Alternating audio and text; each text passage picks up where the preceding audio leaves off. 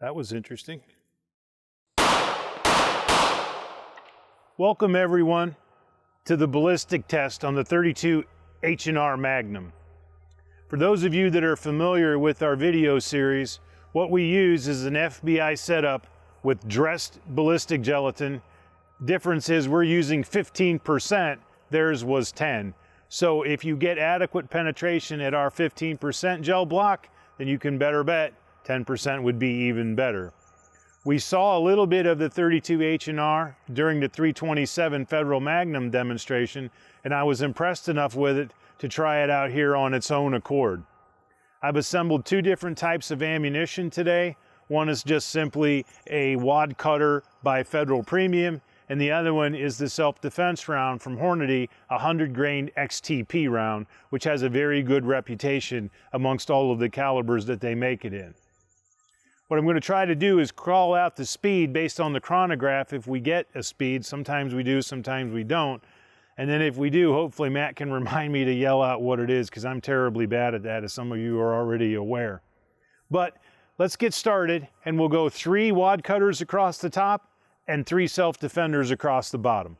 When we get down and examine the impact of the bullets, you're going to notice a little bit of deformity to our gel blocks. My stupid self got a little overexcited and took them out of the mold while they were still a little too hot, and they wouldn't support themselves. So they're a little wonky, but who isn't? Let's give it a try. So 95 grain Federal wad cutter towards the top. 806 feet per second. 839 it looks like.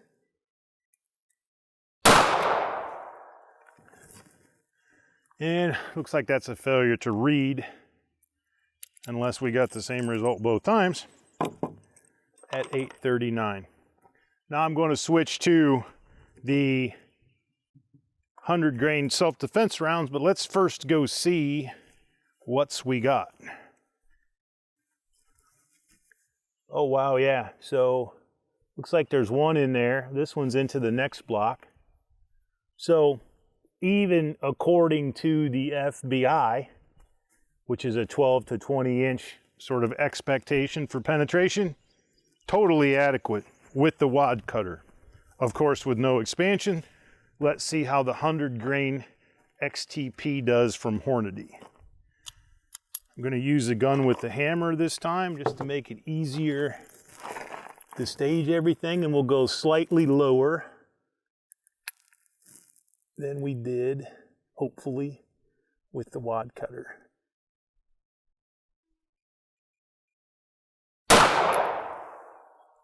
.874.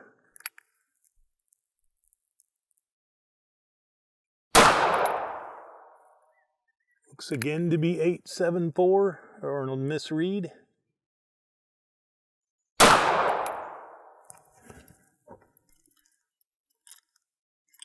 So not a tremendous speed difference. Let's go see if there was a performance difference.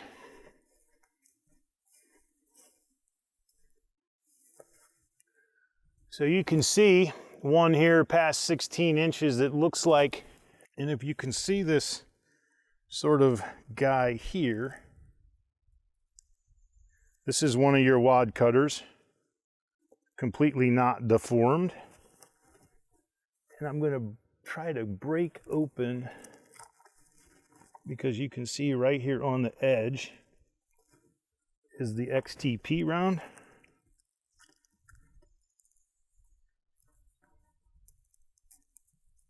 Not sure I'm going to be successful. Oh, there it comes. Disappointing in that the XTP remained almost as pristine as the wad cutter.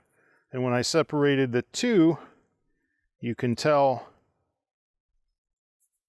that there is a lot of fabric in the XTP jacketed hollow point. Perhaps that's why it didn't open.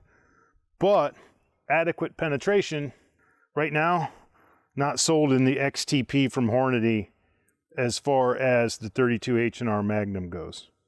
I think that's more of a bullet design than perhaps and inherent characteristics of the 32, but we'll see.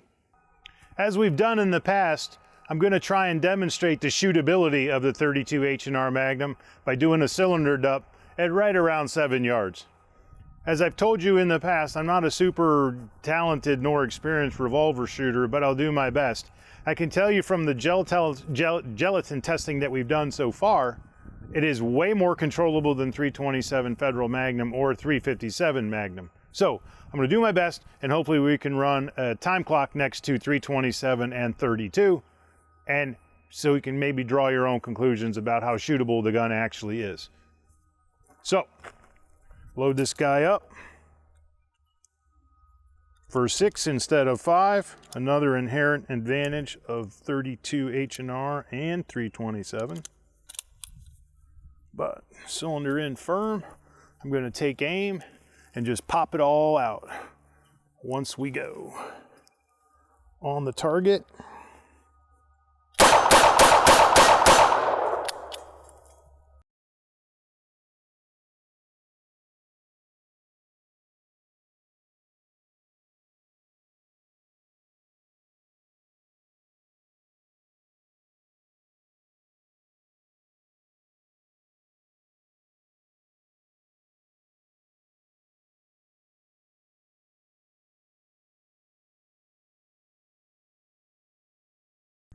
I think you can tell, as compared to 357 or 327, the gun is way more shootable, way more controllable, and when you only do this once a month, the result is good impacts in a relatively close clump. So, draw your own conclusions, but I don't game the drill. I do my best every time. Sometimes that's not impressive, but sometimes when you get the right caliber, it'll up your skill set, so to speak.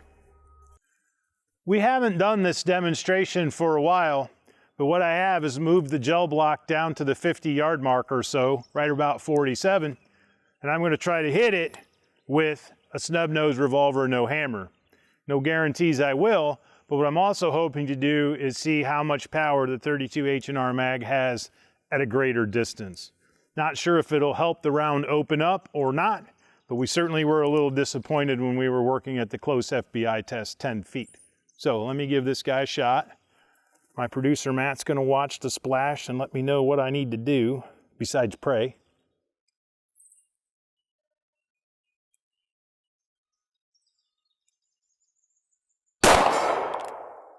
So that's obviously low. I heard it hit the steel.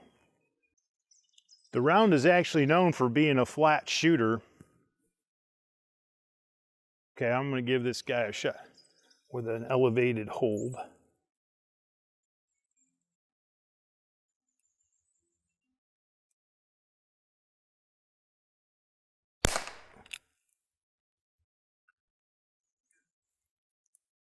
That was interesting.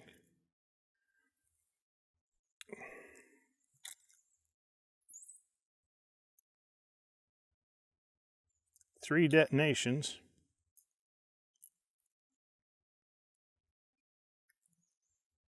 And, hey Matt, ladies and gentlemen, live on camera, we have caught a squib load. I wouldn't recommend you normally sticking sticks down the end of your barrel, but you hear that psst. And Matt was off camera, he could tell something was wrong, and what I'm actually doing is hitting the back of the projectile that did not exit the barrel. Had I actually shot the gun again, would have likely resulted in a catastrophic failure. Lucky for me, I have another gun I brought to the range, the LCR with the hammer. We're gonna see how well it does.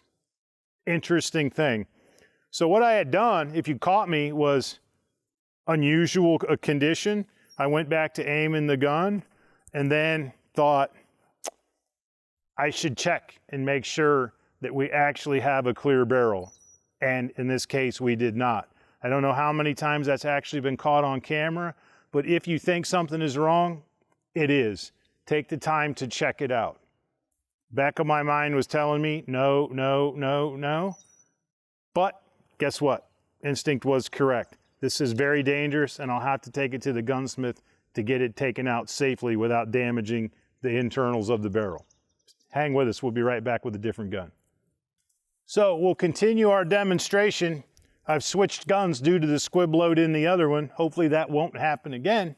And I'll try to get one in the gel block from the 45-yard marker.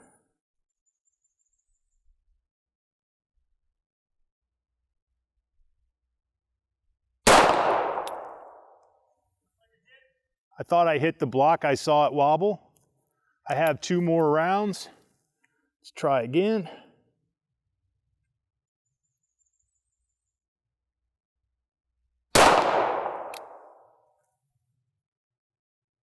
Not sure about that one. Cool.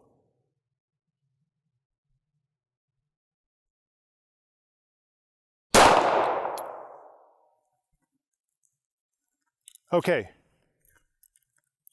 If I'm 3 for 3 from here with this guy, I'm going to get out of this business and call it a day. I'm going to go down and check out. So don't hold me to this. It would appear that I'm at least 1 for 3, perhaps 2 for 3, but we'll have to go back to the camera and actually see the impacts. You can tell at 45 yards that she has plenty of energy in that the bullets penetrated to right around 14, 15 inches. It's hard to tell from here, but it looks like they might have done a better job of expanding as well. When we get back to the lab and can look at the camera, I'm not sure exactly what happened where or how many impacts we have. It's theoretically possible that we hit it and some exited, based on the fact that I know for certain at least one of these is from the far distance, because I already pulled out 2 when we were doing the FBI test, 2 of the 3. So one of these counts, not sure which, and we'll be able to tell exactly what happened if we had any more impacts, perhaps an exit. But what I'm the most curious about is how much expansion we actually got this time. I'm hoping for more. I noticed a lot of debris and denim and material when we were at the closer FBI range. Not sure if that affected the bullet, but I can tell you the bullets were actually slower on the chronograph than they should be by almost 1/3 of their rated power. 900 feet per second is not really something that you're looking for in this platform. Should be closer to 13. In conclusion, I would like to say that the 32 H&R Magnum test we did today potentially raised more questions than it actually provided answers. I'm not sure if we got a bad lot number from Hornady or what was exactly going on, because I have 2 concerns. One, obviously the squib load caught on camera. I'm very, very excited to watch that go down in real time. And also the results of the chronograph were a little slow. In fact, by my estimation, a lot slow. I expected to see around 1,300 feet per second out of that platform, and we just didn't get it. So that might mean we come out another day, take a very brief period of time and see what happens with potentially a different type of ammunition, or maybe give Hornady another chance, or both. But right now, awfully disappointed in the 100 grain self-defense rounds. One of the things I would like to cover before we conclude is, you noticed we had a live squib load caught on camera. Had I decided to light the trigger a second time, I guarantee you it would have failed the gun and potentially caused injury. Pay attention to what you're doing in all cases, and if you encounter an unusual occurrence or an unusual situation on the range, regardless of your experience level, take the time to investigate it. If you're not in combat, you have all the time in the world and a very dangerous tool in your hand. Slow down, think about what's going on, sort of reset things, and go from there.